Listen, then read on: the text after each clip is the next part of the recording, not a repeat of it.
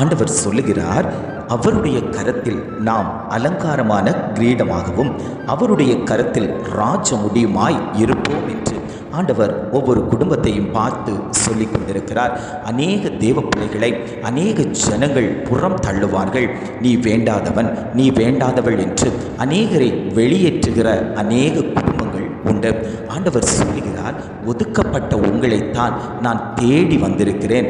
உங்களை கொண்டு தான் நான் பெரிய காரியங்களை செய்ய போகிறேன். கடைசியில் உங்களுக்கு நான் கொடுக்கும் பரிசு தான் நீங்கள் என் கையில் இருக்கக்கூடிய அலங்காரமான கிரீடமும் என் கரத்தில் இருக்கக்கூடிய ராஜ முடியுமாய் இருப்பீர்கள் என்று ஆண்டவர் உங்களை பார்த்து பேசிக் கொண்டிருக்கிறார்.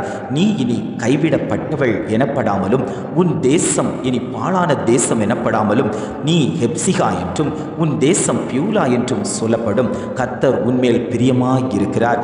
உன் தேசம் வாழ்க்கைப்படும். கர்த்தர் உன்மேல் பிரியமாய் இருக்கிறார்.